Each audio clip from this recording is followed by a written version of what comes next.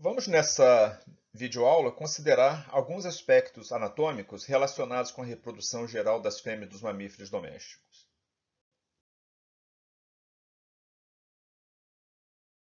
Inicialmente, podemos lembrar que essa é uma figura bastante tradicional quando se busca na internet o sistema genital feminino.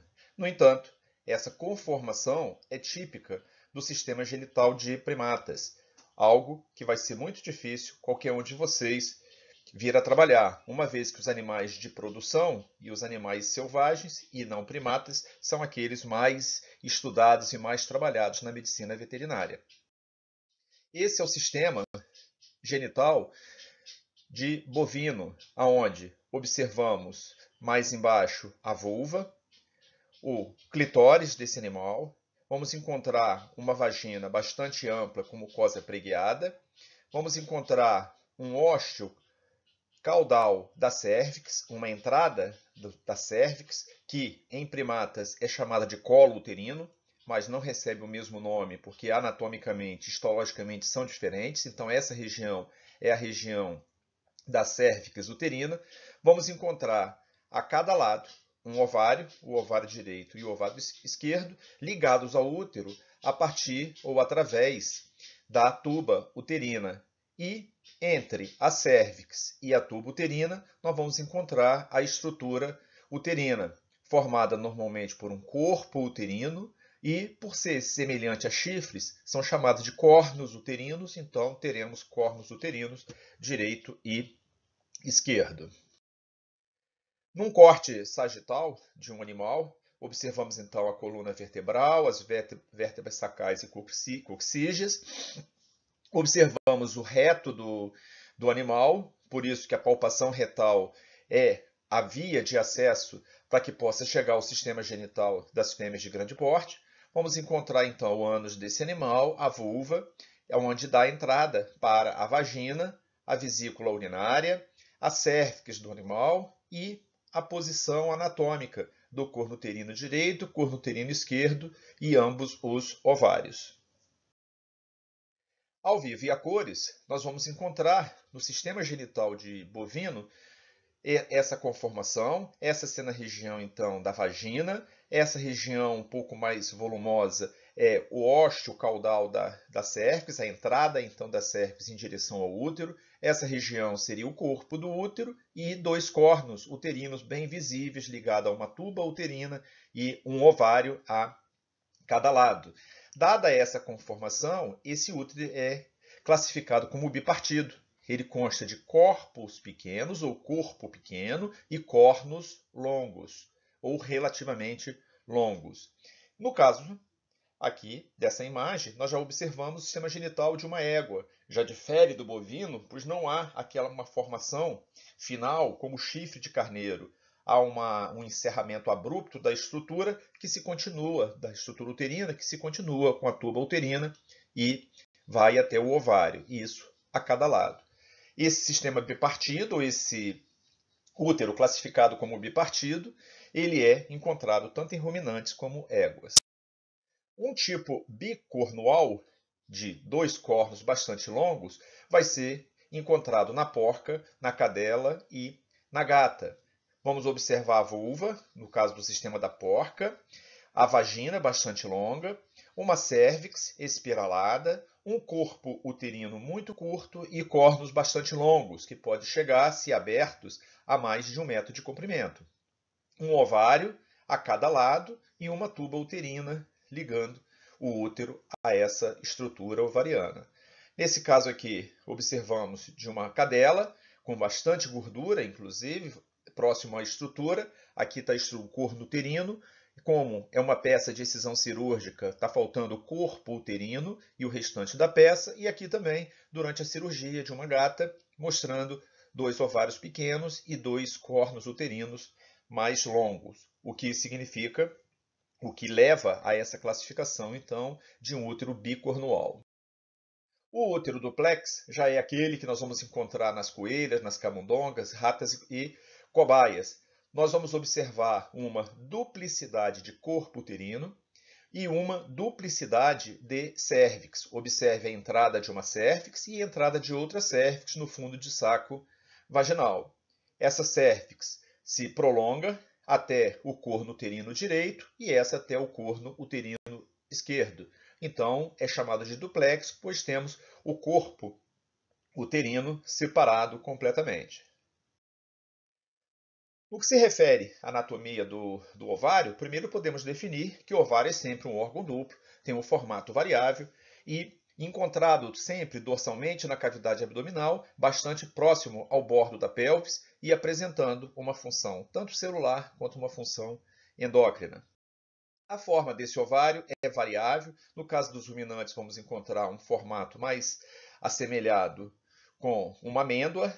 No caso das porcas, nós vamos encontrar semelhante a uma amora do tipo europeia, bastante irregular a superfície. E no caso da égua, vamos encontrar com aspecto de rim, então chamado de aspecto riniforme.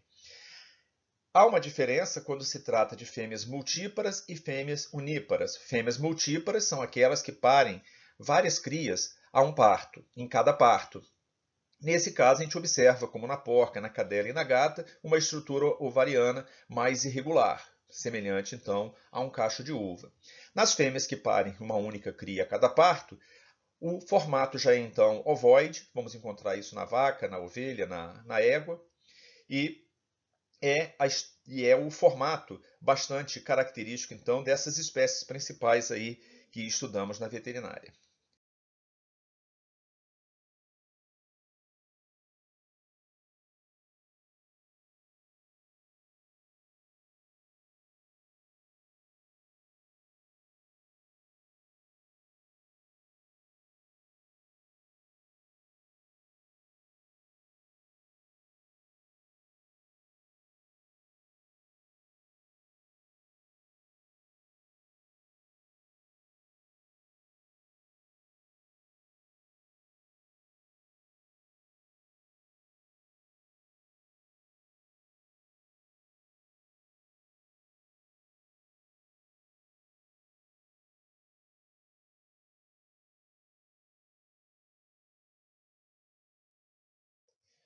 Na superfície do ovário, será possível encontrar anatomicamente e à palpação retal pelo menos 4 estruturas normais e palpáveis: o folículo, o corpo hemorrágico, o corpo lúteo e o corpus albicans. Nessa imagem, nós vamos observar a figura de uma estrutura de consistência que a palpação vai se mostrar como sendo firme e repleta de líquido folicular. Isso é perceptível à palpação. Esse é um folículo, então, palpável, e nós observamos aqui alguns folículos de estruturas bastante pequenas, também cheias de líquido, mas que são folículos não palpáveis. Nós veremos, então, mais adiante, que isso representa um momento do ciclo estral desse animal. E, basicamente, o início do ciclo estral do animal, sempre começando com uma fase folicular, aonde a ação do FSH, há crescimento de um folículo que se preenche por líquido e um líquido bastante rico em estrogênio, que será o hormônio que dará ou que fará com que esse animal apresente os sinais de cio. No local do folículo rompido, a estrutura que surge é o corpo hemorrágico, observando uma peça, também bovino, cortada e mostrando uma estrutura semelhante a um coágulo. Na verdade, isso é um corpo hemorrágico. Ele é uma estrutura de consistência friável, semelhante de fato a um coágulo e que surge no local do folículo rompido. Não vai estar presente nos ovinos e nem nas aves. O corpo lúteo é aquela estrutura que vai surgir no local do folículo rompido, onde ocorreu a formação do corpo hemorrágico, e a partir da organização desse corpo hemorrágico é que vai surgir, então, a figura típica de um corpo lúteo. Aqui, mostrando a protusão na superfície do ovário, e do lado de cá, a peça cortada, mostrando cada parte dele, já que foi cortada ao meio. O corpo lúteo corresponde, então, a uma estrutura de cor amarelada, por isso é também chamado de corpo amarelo, e substitui o corpo hemorrágico. Ocorre proliferação no processo de organização, então, e formação do corpo lúteo, ocorre proliferação das células tanto da teca quanto granulosa, que acaba invadindo esse corpo hemorrágico, altera completamente, seguindo da acumulação de grânulos de luteína. O efeito é do hormônio luteinizante. Então, acumula grânulos de luteína e que dá esse aspecto já amarelado ou alaranjado. Após essa luteinização, após a estrutura então está completa, e já com esse aspecto mostrado aqui na figura à direita, ele passa a ser chamado de corpo lúteo. Em seguida, esse corpo lúteo, a tendência é que ele, se for gestacional, ele continua até o final da gestação, na maioria das espécies. Não sendo um corpo lúteo gestacional, ele seria um corpo lúteo cíclico, já que o ciclo dos animais dura em média 20, 21 ou 22 dias, nessa média. Então, esse corpo lúteo ele perde a função por um processo chamado lise luteínica, ou lise do corpo lúteo. Esse corpo lúteo é um corpo lúteo viável, um corpo lúteo bastante jovem. Esse corpo lúteo já deixou de ter a função hormonogênica produtora de progesterona, assim como esse na superfície. Então, o corpo lúteo que perde a sua função, ele é chamado de corpus albicans. Então, corpus albicans corresponde ao corpo lúteo sem função ou mesmo à cicatriz deixada pelo corpo lúteo na superfície do ovário. Em outra oportunidade, quando falarmos do ciclo estral, vamos ver que um folículo evolui para um corpo hemorrágico, o corpo hemorrágico evolui para um corpo lúteo e o corpo lúteo pode evoluir para um corpus albicans. Essa é a introdução a respeito da anatomia, ou os comentários que nós temos a fazer a respeito da anatomia do sistema genital da fêmea.